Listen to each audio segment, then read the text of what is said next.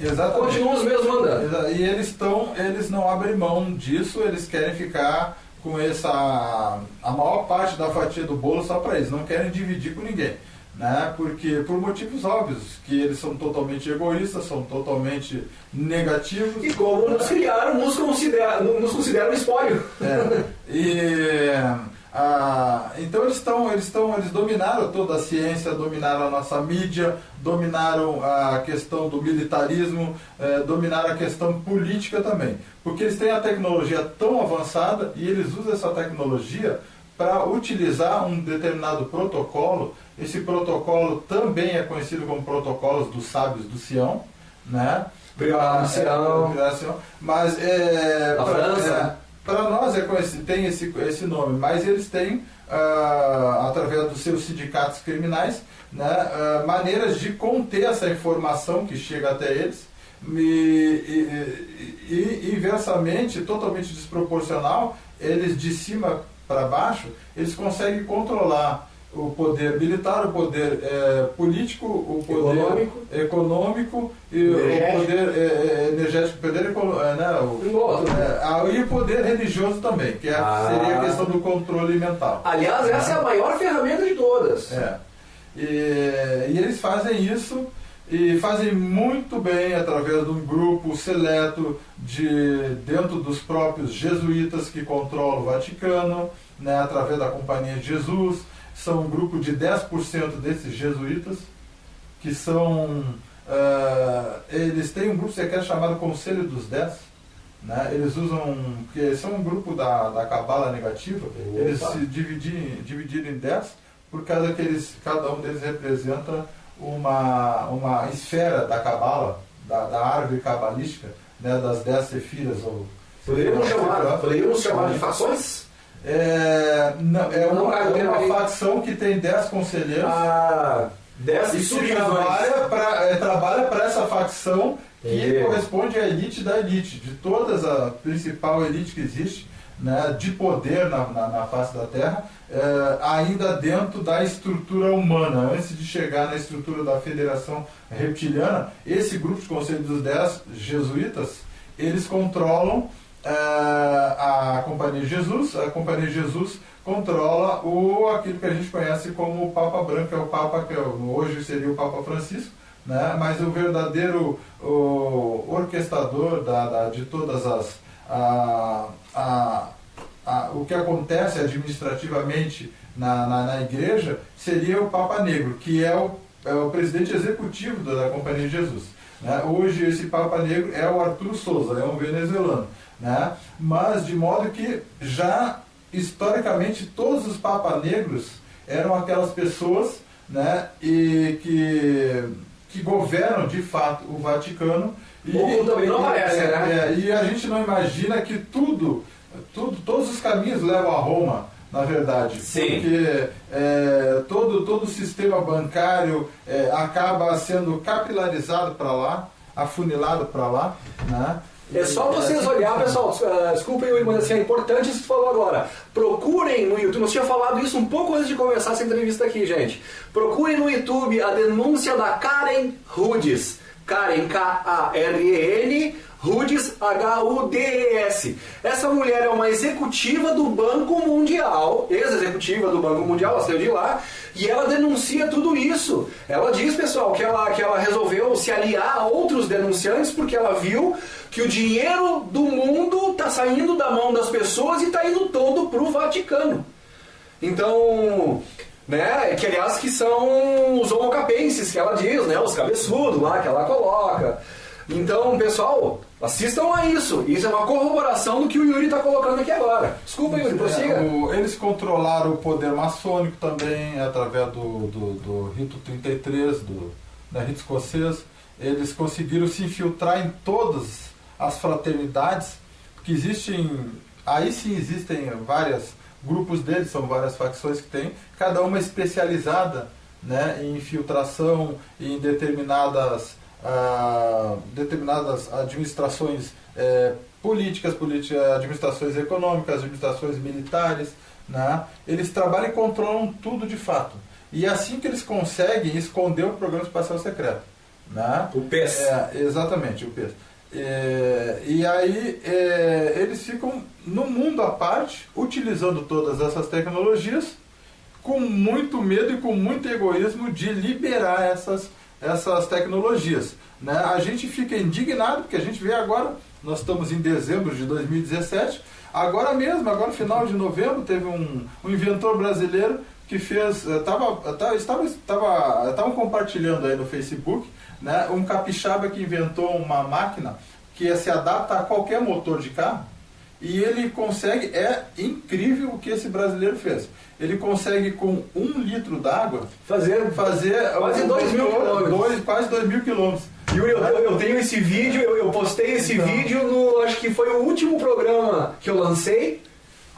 Tá lá, na Academia Olímpica aqui, né? Da Academia Olímpica, então, tá lá. Eu coloquei um pedacinho do vídeo que fala do Tesla, quando ele descobre a energia do espaço-tempo. Exato. E como ele fez 10 joules de energia, que consta num metro cúbico de espaço-tempo, ele conseguiu, através dos experimentos dele, levar a potência desses 10 joules a 26. Ou tu pega o 10 e coloca 26 zeros atrás, foi o tanto de amplificação de energia. E o que significa isso, pessoal? Significa que uma xícara dessa energia, né, ou seja, uma quantidade que caberia numa xícara de energia, seria suficiente para transformar até a vapor todos os oceanos da Terra. Exatamente. Então tu imagina o que é esse tipo de energia. Quão impressionante que é, né, essa tecnologia que eles têm, já existe e que poderia ser, a gente poderia estar usando. Exato. E o brasileiro que está falando, qual é que é o processo? Água, pessoas. H2O. Na água nós temos hidrogênio.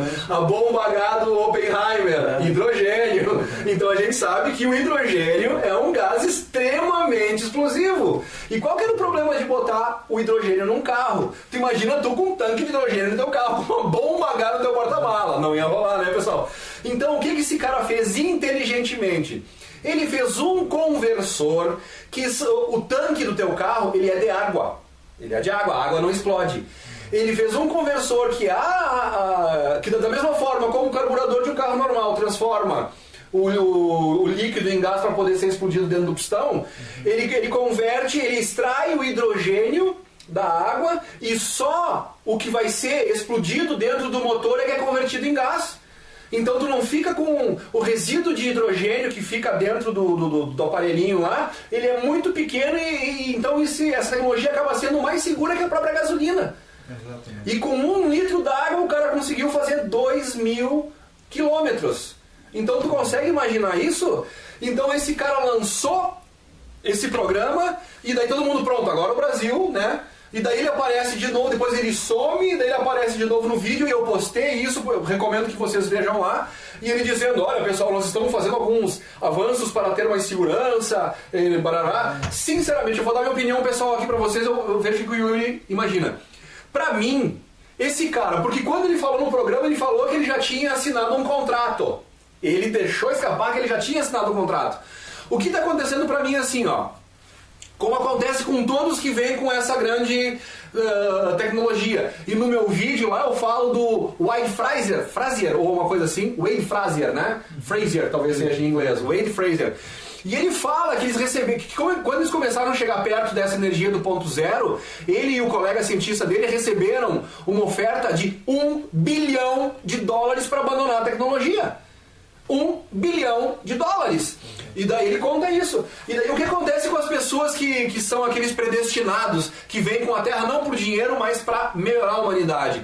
Aqueles que não se vendem, ele diz que assim, ó, 90% dos cientistas pegam o dinheiro e ficam quietos, né? E deixa vender o petróleo. E aqueles que dizem, não, eu quero mudar o mundo, o que eles fazem? Tu não quer $1 bilhão, então eu vou te matar, mato tua família, né? E foi o que aconteceu já com aquele cientista americano. O Malov? O Malov foi assassinado. O carro movido à água. O Malov, foi envenenado. O Stanley Meyer, que também, né, foi preso. Então tem diversos exemplos de cientistas que chegaram perto, quando chegaram perto dessa energia. É absurdo, a pessoa faz um invento e ela é presa, né, porque ela é considerada um perigo para os interesses estratégicos de defesa do país dele, né? Ele não está atacando o país dele, ele está cedendo para a humanidade inteira uma coisa que vai revolucionar a nossa situação, não só tecnológica, mas econômica, a nossa situação de conforto do dia a dia. Vocês conseguem entender isso, pessoal? Uma pessoa faz um invento, uma outra pessoa ou um grupo de pessoas que dominam uma invenção que no caso era o carro a motor, que na época tinha a briga do Henry Ford com a GM, com o Neville quando começou. Exatamente. E aí tu pega assim, ó, pra quem achar que nós estamos falando besteira aqui, vai lá e estuda a história do John Rockefeller, quando ele criou a Standard Oil. Né? Cara, o cara era um bandido. As coisas que o cara fazia, né? Os métodos dele daquela época lá eram terríveis, eram criminosos. A Fundação Rockefeller, que ela é o ápice da nossa ciência, hoje em dia ela controla a nossa ciência, né? As universidades de Stanford, de Yale, são universidades criadas por ele. Exatamente, elas são controladas por esse grupo. E já com o intuito de ensinar as pessoas a serem os... Exato, elas se reportam à Fundação Rockefeller. Exatamente. E a Fundação Rockefeller, ela controla toda a ciência que existe. E já desde 1928, ou seja, há 90 anos, né, praticamente, eles já teriam encontrado a cura do câncer. Né? Então, a Fundação Rockefeller omitiu essa cura do câncer. Né? Ocultou, abafou. É a questão é uma tecnologia. A cura do câncer passava por a questão de alcalinizar o organismo. Exatamente. Né? E como alcalinizar, né, de maneira segura para que o câncer não consegue se proliferar. Ele não tem ambiente. Num pH, por exemplo, de 7,36. Né? Que é o pH do nosso sangue, pessoal. Esse médico, ele conseguia inventar, ele inventou um remédio, né, que conseguia manter esse pH nesse ponto estabilizado, que a pessoa não. Isso desde 1928. Né? Então aconteceu isso, eles estão suprimindo de maneira intencional e assassina e terrorista todas essas tecnologias que nós deveríamos, imagina quantas pessoas, né, que a gente conhece, amigos, parentes, pessoas que a gente ama, que estão morrendo de câncer hoje. E sabendo que a cura está por aí.